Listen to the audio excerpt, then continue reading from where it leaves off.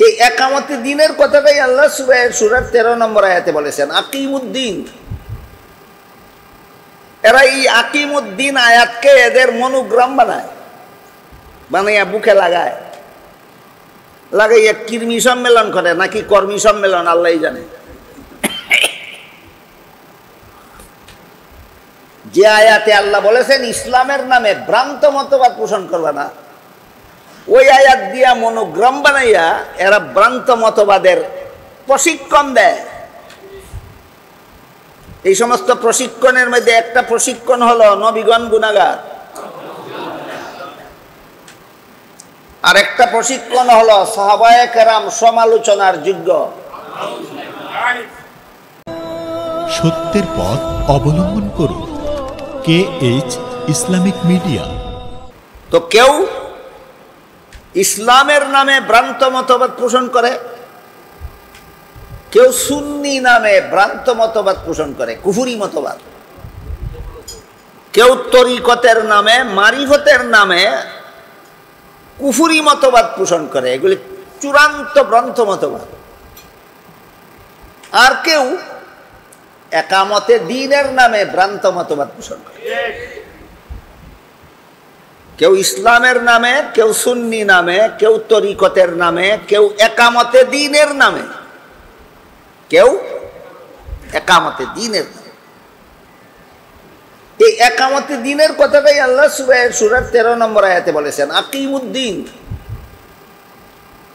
এরা এই আকিমুদ্দিন আয়াতকে এদের মনোগ্রাম বানাইয়া বুকে লাগাইয়া কর্মী সম্মেলন করে নাকি কর্মী সম্মেলন আল্লাহ জানে। যে আয়াতে আল্লাহ বলেছেন ইসলামের নামে ভ্রান্ত মতবাদ পোষণ করবে না, ওই আয়াত দিয়া মনোগ্রাম বানাইয়া এরা ভ্রান্ত মতবাদের প্রশিক্ষণ দেয়। এই সমস্ত প্রশিক্ষণের মধ্যে একটা প্রশিক্ষণ হলো নবীগণ গুনাহগার, আর একটা প্রশিক্ষণ হলো সাহাবায়ে কেরাম সমালোচনার যোগ্য। এগুলি কি একামতে দ্বীন না তার একামতে দ্বীন? এগুলি একামতে দ্বীন না, এগুলি তার একামতে দ্বীন। আল্লাহর মতে না, রাসূলের মতে না, উম্মতের মতে না, তার একামতে।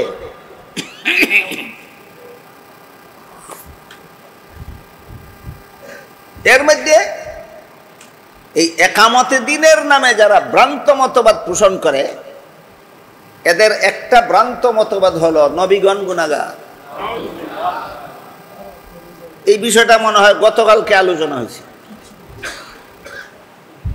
নবীগণ গুনাহগার নয়। আল্লাহ বলেন, লা ইয়ানালু আহদিজ জালিমিন, আমি কোনো গুনাহগারকে নবী বানাই না, আর যাদেরকে নবী বানাই এরা জীবনে কোনোদিন গুনাহ করে না। তবে যদি কোন নবীর জীবনের কোন ঘটনাকে গুনাহগার সাজাবার মতো ব্যাখ্যার সুযোগ থাকে, অথবা কোন নবীর নামের সাথে যদি গুনাহ শব্দ ব্যবহৃত হয় আর আপনি সেটাকে মূল অর্থেই গ্রহণ করে ফেলে,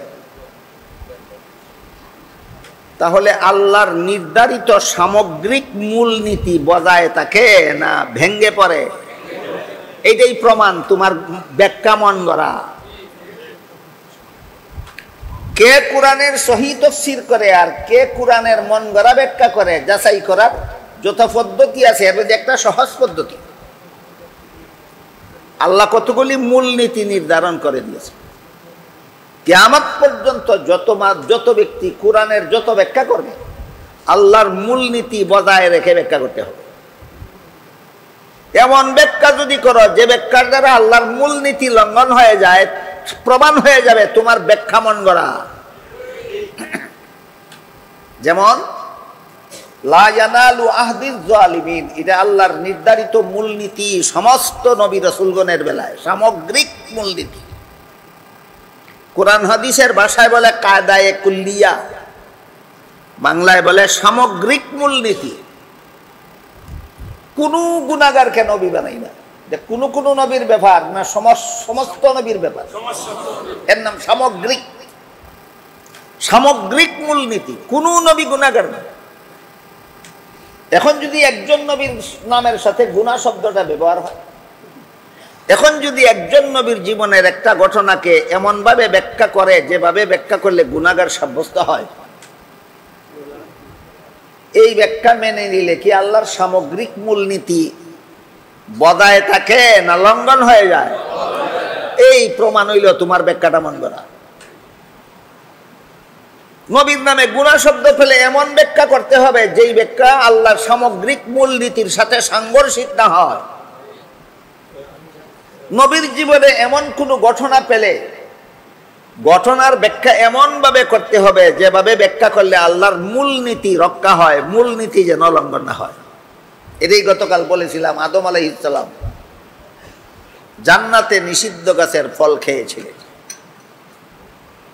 আপনি যদি এভাবে ব্যাখ্যা করেন আল্লাহর আদেশ নিষেধ লঙ্ঘন করলেই গুনাহ হয়, আদম তো লঙ্ঘন করলেন, এই তেলে বেগুনাহ রইলেন কোথায়? এইভাবে ব্যাখ্যা যদি করেন, আপনার ব্যাখ্যাটা যদি আমি গ্রহণ করে ফেলি, আপনার এই ব্যাখ্যা আর আমার গ্রহণ করার দ্বারা আল্লাহর মূলনীতি ঠিক থাকে? ঠিক থাকে? সুতরাং এটা ভ্রান্ত মতবাদ। কি মতবাদ? কোন ব্যাখ্যা মতো কোন নবীকে গুনাহগার সাব্যস্ত করা ভ্রান্ত মতবাদ। যে কোনো ব্যাখ্যা মতো যে কোনো নবীকে গুনাহগার সাব্যস্ত করা কি মতবাদ? আল্লাহ বলেন ইসলামের বিশুদ্ধ মতবাদে অটল থাকো, ইসলামের নামে ভ্রান্ত মতবাদ পোষণ করবা না, মুসলমান সাবধান।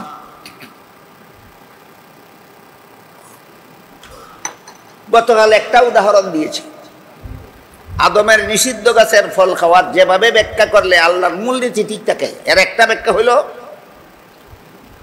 মানুষের কোনো কাজের দ্বারা সওয়াব হয় অথবা কোনো কাজের দ্বারা গুনাহ হয় দুনিয়ার জীবনে, জান্নাতি জীবনে নয়। জান্নাতি জীবনের কোনো কাজের সাথে সওয়াবেরও কোনো সম্পর্ক নাই, গুনাহরও কোনো সম্পর্ক নেই। এবার বলুন, আদম নিষিদ্ধ গাছের ফল খেয়েছিলেন, কাজেই দোয়ার পরে যদি আপনারা মুসাফার জন্য চেষ্টা করেন তাহলে আমার যে সময়টা নষ্ট হবে বাড়ি থেকে আমি সেহরি খাইতে পারবো। এই জন্য মেহরবানি করে দোয়ার পরে কেউ মুসাফার জন্য দয়া করে চেষ্টা করবে। শরীয়তের বিধান হইল কেউ যদি একটা নেক কাজের ইচ্ছা রাখে কিন্তু চেষ্টা করে আর সুযোগ না পায়, আল্লাহ তাকে পুরাপুরি সওয়াব দিয়া দেন। যাদের মুসাফার ইচ্ছা ছিল সুযোগ পাইলেন না, সওয়াব কিছু কম হইব না পুরাপুরি? তাইলে তো আর এই আমার ক্ষতিটা করে আপনাদের কোনো লাভ নাই, সব তো পুরাই পাইবেন। আর যদি কেউ মনে করেন বলে আমার সওয়াবের দরকার নাই, আপনার ক্ষতিকরণই দরকার, তাইলে হাত বাড়াবেন। কার কার সওয়াবের দরকার নাই, শুধু আমার ক্ষতিকরণ দরকার? আসুননি কেউ? তাহলে মেহরবানি করে কেউ হাত মুসাফার চেষ্টা করতে দেয়, দোয়াতে শরীক হবেন। আমি আজকে আপনাদের সবাইকে নিয়ে দোয়া করবো ইনশাআল্লাহ।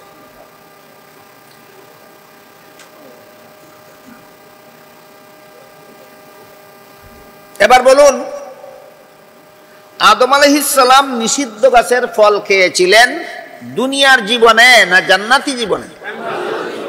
এর সাথে সওয়াবেরও কোনো সম্পর্ক নাই, গুনাহর কোনো সম্পর্ক।